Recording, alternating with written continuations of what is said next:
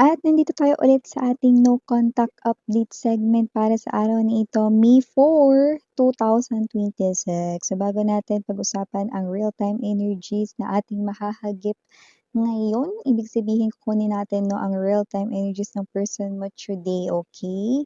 So para makuha natin ang energy ng person mo, no, pwede mong i-pause ang video na ito for a while at isipin mo siya at pagtapos na, pwede mong i-resume back ang reading na ito. So, I hope makuha ko ang energy ng person mo, lalo na kung kayo ay no contact ngayon at wala talagang pag-uusap dito. No? So, mga curious lang malaman, no? Like, wala naman talaga kayo ditong as in kabalak-balak, no? Wala kayong halos pakialam kung may gagawin siya o meron o wala. Yan, no? Pwede kayong tumambay dito at chika. Hi and hello muna sa ating mga bagong viewers. My name is Yan. Welcome. Returning is tambayers ko. Thank you sa inyong walang sawang love and support for me. Puyaters! Yung eyebag nyo, kamusta? Tulog-tulog din, yan o. Pwede naman kasi ito kapag nagising na kayo, no? Pwede kayo manood ulit. Yan. Okay? So, araw-araw meron tayong no contact situation updates, okay? So, Archangel Michael, maraming salamat. Angel guides, can we get messages, real-time energies nitong person na to? Iniisip niya pa ba si collective? May feelings pa po ba siya kay collective? Any plans or actions related kay collective or involving collective? Any messages, please? Can you show me? Real-time energies of this person here still has feelings. What about plans? Plans in mind, thoughts in mind. Okay. Pick up only the messages na gusto nyo i-claim, sweethearts. So we have here the energies of Two of Swords. Three of Cups. Five of Swords. King of Cups. Judgment. Two of Wands. Seven of Wands. Para sa ating bottom of the deck. The High Priestess. King of Wands. Mahal ka pa ng taong ito, sa katunayan hindi ka naman nawala sa isipan niya, no? Nakita ko na kahit wala kayong pag-uusap ngayon, gusto niya rito na pag-usapan pa rin yung tungkol sa inyong dalawa, pero hindi yun yung pinaka-iniisip niya ngayong araw eh. Ano pala miss yan? Ang pinaka-iniisip niya ngayong araw, Five of Swords energy, Two of Swords right in here, Two of Wands, Three of Cups. Yan. Wala na siyang ibang malapitan dito. May problema siya, no? Na parang kailangan solusyonan dito at mukhang walang ibang makatutulong sa kanya. Or baka wala ditong ibang tumutulong sa kanya. Ikaw na lang ang nakikita niya ritong pwedeng tumulong sa kanya. Or ikaw lang yung pwede rito, no, na makatulong sa kanya. Yun. Pwede kasi rito with the judgment energy, mga hindi siya tinutulungan ngayon ng mga friends niya or ng family niya rito sa problema na ito. Pwedeng financial din yan, no? So whatever the case may be, just take only what resonates. Or maybe, ikaw lang yung parang naiisip niya ritong tao na makatutulong sa kanya rito, no? Pero kaya medyo parang nagiging alangan at medyo nahihirapan siya na mag-isip dito, no? Dahil or nahihirapan na lumapit sa inyo. Una sa lahat, pwedeng matagal na kayong wala. Pangalawa, hindi na kayo nag-uusap, no? So parang nakakahiya na lumapit sa'yo rito. Pero nakikita kong lalapit pa rin itong tao na 'to sa inyo. Nakikita ko mahal pa kayo nitong tao na 'to, no? Pero ngayon meron siyang problema na kinakaharap, no? Karamihan po sa kanila pinansiyal itong problema na ito. Yung iba naman, wala ng ibang malapitan pero puwedeng hindi naman pinansiyal ang problema, pero ikaw na yung pinakahuling tao, 'no, na puwedeng alam nilang makatutulong dito or baka ikaw lang yung natatanging puwedeng tumulong sa kanya dito, 'yan. Okey, so yun ang nakikita ko rito and kasi ngayon na nandiya-diyan siya ngayon, 'di ba, sa binit ng pangangailangan, 'di ba? Ngayon, tawag nito, ngayon kailangan yung mga inaaway-away. Ngayon kailangan yung mga iniwan-iwan, 'di ba? So, sino man 'tong energy na 'to 'no, 'yan may problema siya rito, ang pinakaiisip niya. Yang problema na 'yan ay maaaring nagsimula pa nitong mga nakaraang buwan, okey, pero maaaring hanggang ngayon ay wala pa ring solusyon diyan, okey? Ikaw lang ang tanging taong makatutulong daw sa kanya dito 'no, okey? Pero hindi ka niya kailangan dahil kailangan niya lang ng solusyon dito kahit yun pa yung pinakaiisip niya today today 'no, pero kailangan ka niya dahil mahal ka talaga niya. Mahal ka pa nito, okey? Ayaw niya nga lang kasi na parang lumapit dito sa inyo kasi una sa lahat nahihiya siya sa inyong humarap. Pangalawa, ayaw niya rin naman dito 'no, na parang alam mo yun, what's this, sabihin sa inyo 'no na mahal niya kayo 'no, wrong timing ito at hindi perfect timing, I mean 'no, para sabihin 'yan sa inyo lalo na meron ditong sumasabay na problema, 'yan. So, kung ano man ito, bagay na kailangan niya ritong gawin alam niyo bigyan ko kayo example, puwedeng hindi ito, pero magbibigay pa rin ako ng example, okey? So, maaaring kunwari siya nangungupahan, puwedeng wala pa siya ritong pambayad dun sa upa, eh, 'pag hindi pa siya nakapagbayad ngayon, baka palayasin siya, okey, ng landlord or landlady, mga ganyan, 'no? So, just take only what resonates 'no, binigyan ko kayo ng idea or example ng puwedeng nangyayari sa kanya.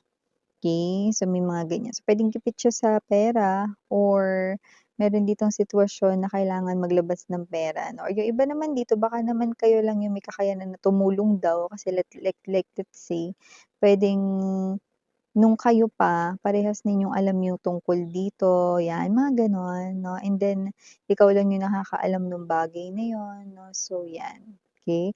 Or may energy rin 'no na puwedeng, ikaw yung expert dito or meron ka ritong kakayanan, eh, ikaw lang yung nakikita niyang may kayang gawin or skill mo talaga ito or talent mo ito, 'yan, okey. Pero ang hirap nga naman lumapit sa taong puwedeng, iniwan mo na 'no or, pinabayaan. Kasi dito parang yung word na ginagamit 'no is pinabayaan. So, parang sinasabi niya na pinabayaan ko kasi siya reader, eh, kaya nahihirapan akong lumapit sa kanya, kakahiya 'no, parang ang kapal ng mukha ko, gano'n yung energy niya. Eh, so whatever the case may be, alam ko yung sinasabi ng iba diyan bulong-bulong pa kayo. Buti alam niya miss 'yan, na ma-dupes ang pes niya, 'yan. Oo, alam niya nga, 'yan na nga, oh, sinabi niya na nga, 'di ba? So yun 'no, nakita ko rito with the High Priestess. Ito ay puwedeng iniisip niya pa, tinatago-tago niya pa rito 'no, tumatagal lalo 'no, pero parang kailangan niya na ito na maresolba, masolusyunan 'no, kasi ito ay parang I don't know 'no, clock is ticking. So, puwedeng kailangan na talaga 'no, kumilos, gumawa ng paraan. So, though nakikita ko rito na meron siyang reconciliation sa kanyang mind na ayaw niya rin nagdadalawa kasi siyang isip dito, eh, kasi may plano na siyang ipursu ka with the King of Wands. Baka kasi masira yung pagpupursu na ito, eh, kasi kung lalapit siya sa'yo rito at hihingi rito ng tulong sa'yo tapos ang next nun ay susuyuin ka niya rito, hindi maganda, yun ang naiisip niya rito 'no, which is tama naman 'no, kasi parang yung energy is, porket tinulungan mo siya baka maisip mo na porket tinulungan mo siya saka siya makikipagbalikan sa'yo, hindi, eh. Meron na siyang nauna sa mind niya na makikipag-ayos siya sa'yo, ire-repair niya ang tungkol sa inyong dalawa kaso nga lang may problema nga siya rito. 'Yan, oh, nagkasabay pa. So, hindi niya 'yan puwedeng gawin all at once, 'yun yung parang sinasabi niya sa'kin 'no. Siyempre plano niya naman 'yan, 'di ba, hindi naman tayo nakikialam diyan. Pero 'yun ang nakikita ko rito, parang wrong timing 'yun. Kaya hindi niya rin alam kung lalapit ba talaga siya sa'yo rito kahit ikaw yung tamang tao na makatutulong sa kanya dito or ikaw lang yung malalapitan niya dito, 'yan na ikaw lang iniisip niya na makatutulong ganyan, okey. Pero parang ang hirap naman kasi kunwari natapos na daw yung problemang ito, eh, ang hirap naman na lumapit na ang susunod naman na step niya rito 'no is to pursue you, hindi maganda kasi may naunang problema, yun, 'di ba? So yun yung naisip niya kaya parang medyo natatagalan siya rito na umakto doon sa kaniyang solusyon sa problema niya kasi iniisip niya baka may iba pang way. Para nga naman hindi na kayo rito yung lapitan niya dito sa problem niya at magawa niya ito yung next na hakbang na lumapit sa inyo. Eh, yun yung naiisip niya hindi magandang tingnan, 'di ba? Pero siyempre, itong person na 'to 'no ay yes, this person here still loves you. Yes, this person here may plano rito 'no, na makipag-usap, i-pursue kayo, okey? Pero tatapusin niya muna yung problema niya rito, high chance sa pinansiyal po ito, okey?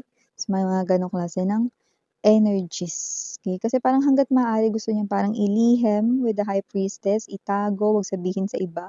Hindi nga rin niya rito sinasabi sa family, sa friends niya 'no, tinatago niya lang 'yan sa kanyang self. Gusto niya ditong solusyonan with the moon ang problema na ito. Ang gusto niya kasi rito, kapagka sinabi niya ito sa kanyang family or sa kanyang friends, tapos na. Hindi yung sasabihin niya pa lang ta's mag-aalala sila, yun. Gusto niya 'pag kinuwento niya, 'di ba, kunyari kinuwento niya 'no, "Alam niyo kasi meron akong problemang ganito, eh." Na reaksyon nila, "Hala!" Tapos gusto niyang sunod na sabihin, pero tapos na, okey na, "Ah, buti naman." Gano'n yung gusto niya, eh, 'no? Ayaw niya yung, hinahang yung mga kakwentuhan or yung pagsasabihan niya. Gusto niya kapag nagsabi siya ng problema, ang kasunod na kuwento ay tapos na, okey na, you know? Parang gano'n siya. So, nakikita ko dito na kasi kung ikukuwento niya man 'to sa family niya, of course, ayaw niya na mag-worry sila rito especially if it is related sa money or pinansiyal, 'di ba? Gano'n din sa mga friends niya na alam niya naman na kahit na minsan hindi mahagilap yung mga 'yan or minsan 'no, yung mga lakad laging drawing 'no, alam niyang concern yang mga 'yan sa kanya. Kaya iisipin pa rin siya ng mga 'yan, kaya hindi rin siya nagshi-share sa iba. So, itong problema niya 'no, ay sinasarili niya lamang dito, kaya umabot na ng ilang buwan, yan, oh. Okey, so yun ang nakikita ko rito.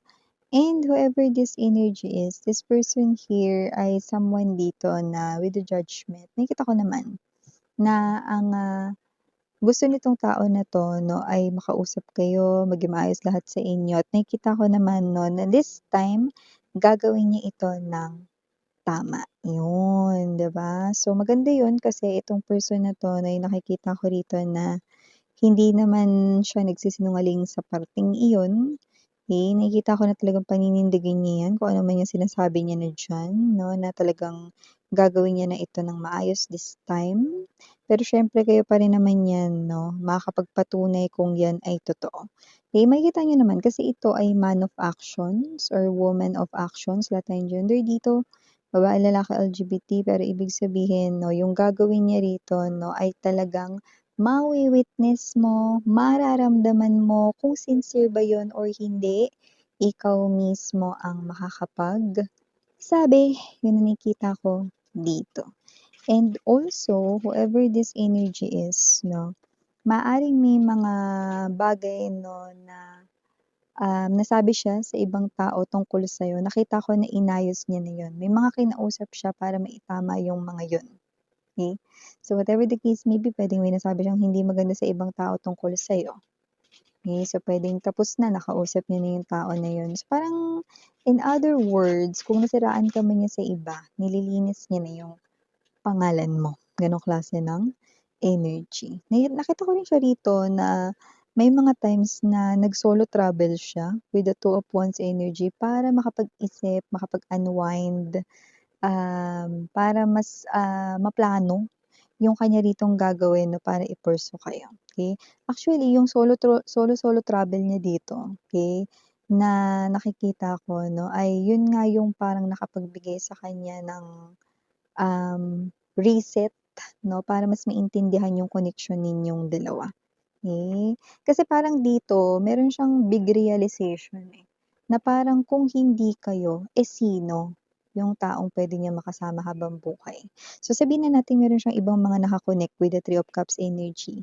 Hindi niya nakikita yon 'no, na perfect fit sa kanyang tabi habang buhay 'no. So, ibig sabihin yung mga 'pag solo-solo travel niya rito 'no, or yung mga time na mag-isa siya or alone time niya rito, me time niya rito, dun niya nahanap yung sarili niya 'no, dito. Kasi naman 'no, hindi naman tayo pabata, patanda, 'di ba?